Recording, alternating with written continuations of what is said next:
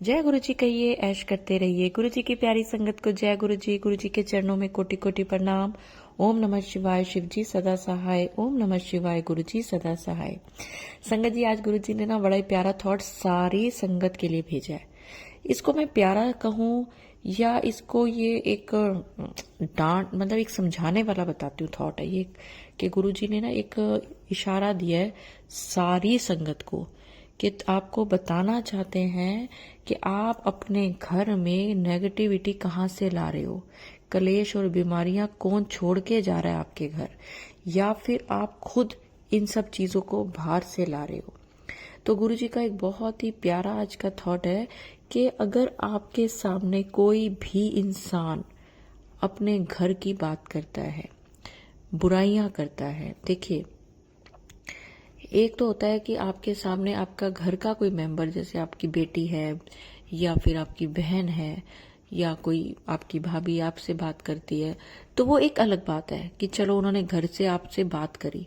लेकिन कोई बुराइयां करता है ना अपने ससुराल की, अपने किसी की भी, अपने हस्बैंड की, अपनी वाइफ की, या अपने सास ससुर की, या फिर कोई भी ऐसी बात जो नेगेटिव है, चाहे वो बीमारी से रिलेटेड हो, चाहे कोई कलेश से रिलेटेड हो। देखिए संगत जी, ये बहुत बड़ा हिंट दिया आज गुरु जी ने कि आपने किसी की भी ये बातें नहीं सुननी। कोई कहता है ना मुझे ये दर्द है, मुझे वो दर्द है, उसको बोलो हाँ दर्द है, ठीक है, डॉक्टर को दिखाइए। अगर कोई कहता है कि मेरे घर में बहुत कलेश रहता है, लड़ाइयाँ रहती है, मैं बहुत परेशान हूँ, तो उसको बोलो गुरु जी के सामने बैठ के गुरु जी को बताइए। समझ रहे हो ना? तो आप डॉक्टर हैं ना आप पंडित हैं, तो आपको कोई आके आपकी अपने घर की सारी नेगेटिव बातें या बुराइयां क्यों बताएं।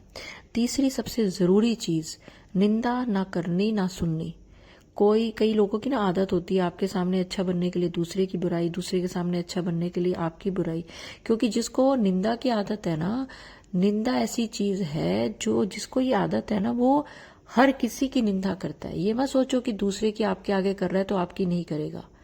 आप बिल्कुल स्पष्ट शब्दों में बोल दीजिए, सिर्फ गुरु जी का ये हुक्म है, एक बार आपको बोलने की देर है। अगर कोई आपके सामने ज्यादा ही अपने घर की बुराइयां कर रहा है, रो रहा है, या आपको ऐसा दिखा रहा है कि मैं बहुत दया का पात्र हूं, तो आप उसको बोलिए ये सब आप गुरु जी के सामने रोइए, गुरु जी को अपनी परेशानी बताओ, वो आपकी हल करेंगे। मैं कौन होता हूँ हल करने वाला, या मैं कौन होती हूँ? तो आप खुद हाथ जोड़ दीजिए कि मैं ये सब चीजें ना सुनूंगी और ना मैं निंदा करूंगी। देखिए कोई आपके सामने किसी की बुराई करता है ना, तो आप अगर उसका मजा लेते हो ना, चस्का लेते हो कि बात पता चल रही है, तो ये मान के चलो कि ये सब चीजें आपके घर आने वाली हैं। जो इंसान दूसरे की बुराई, कोई अपना कलेश, अपनी बीमारी अगर आपको सुनाएगा, तो यानी कि वो ऐसा ऑरा छोड़ के जा रहा है कि ये सब चीजें आपके घर में या आपके आसपास घूमती रहेंगी। और ये चीजें तब तक घूमेंगी जब तक कि इन चीजों को आपके घर में, आपके शरीर में जगह ना मिल जाए। आप इस चीज को इस तरह से समझें, आपके आसपास गुरु जी का एक ऑरा है, एक पॉजिटिव ऑरा। और जब कोई नेगेटिव, आप किसी से मिलते हैं और वो नेगेटिव बातें करता है ना, तो जो गुरुजी ने आपके आसपास एक पॉजिटिव ऑरा बनाया हुआ है ना, वो डिस्टर्ब होता है।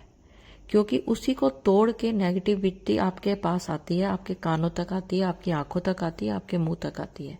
और जहां से वो ऑरा टूटता है पॉजिटिविटी का, वहां से नेगेटिविटी अंदर आती है, तो फिर वो नेगेटिविटी आप जहां जहां जाओगे वो आपके साथ चलेगी।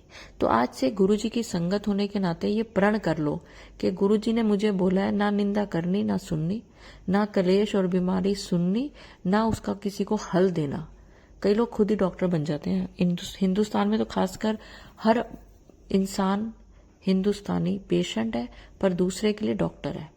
तो आपको बहुत अच्छी तरह मैंने समझा दिया कि आपने ना तो किसी की बीमारी सुननी है। हाँ, कोई अपना है, दुख में है, तकलीफ में है, तो ये नहीं है कि आप बहुत रूड हो जाओ, लेकिन किसी की आदत ही बन जाए ना कि आपके आगे ही आके सारी अपनी नेगेटिविटी सुनानी है, वो सुननी बंद कर दो। कभी कभार सुन लो, लेकिन सुनते ही जय गुरु जी बोल दो, वो चीज वही खत्म हो जाएगी। अगर कई ऐसे आपके फैमिली मेंबर है जिनको आप अवॉइड नहीं कर सकते, अब तब क्या करें? तो आप जब भी इस तरह की कोई बात आपके सामने करे, तो आप अपने मन में मंत्र जाप करना शुरू कर दो।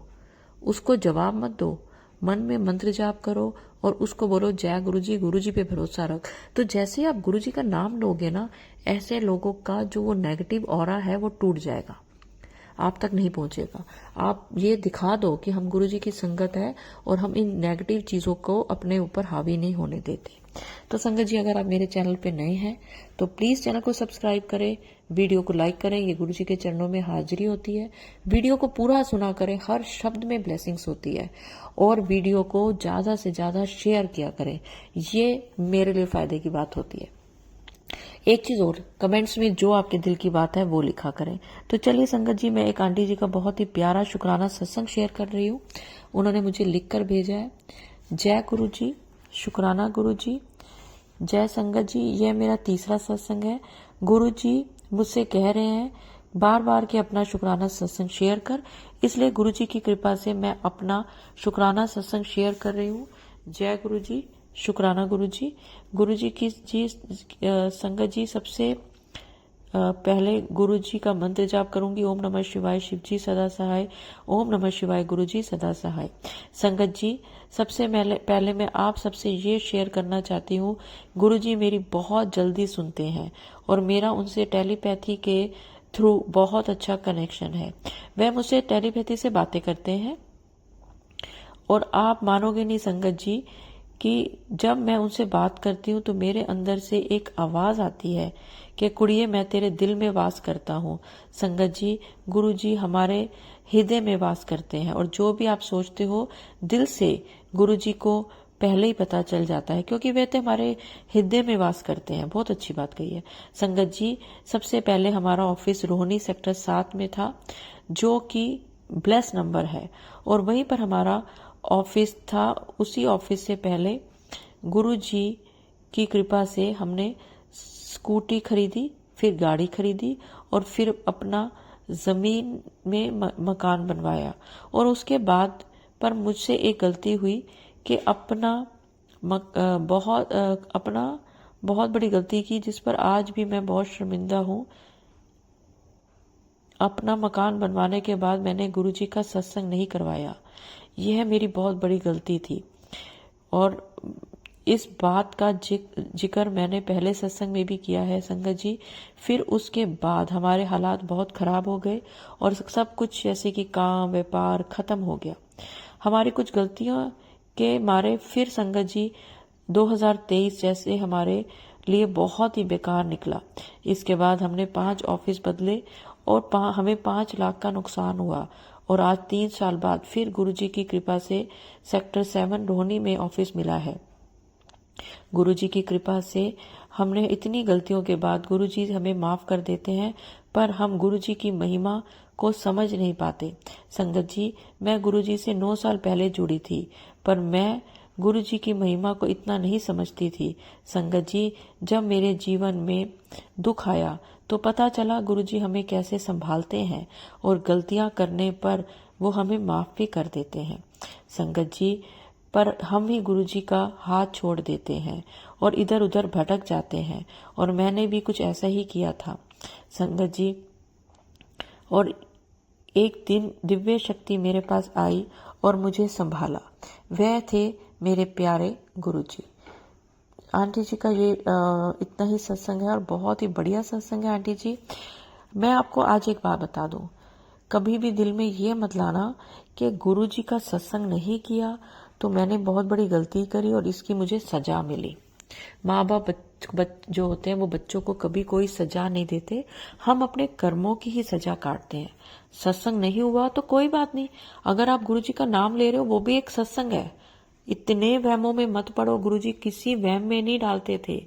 हमारे कर्म में हमें घर बदलने हैं, दुकानें बदलनी हैं, क्योंकि कहते हैं ना जहाँ का दाना पानी लिखा है वहां हमने जाना ही जाना है। तो इस चीज को इससे मत जोड़ो कि मैंने सत्संग नहीं कराया तो शायद इसलिए मेरे साथ ये हुआ, ऐसा कुछ नहीं है। गुरुजी को मानो, गुरुजी के लिए मंत्र जाप करो। गुरुजी के मंत्र जाप जितना करोगे उतना आपके कष्ट कटेंगे और उतने आप गुरुजी के करीब जाओगे। तो संगत जी, अगर आज के सत्संग में मेरे से कुछ भी भूल चूक हो गई हो तो गुरुजी मुझे माफ करें, संगत जी मुझे माफ करें।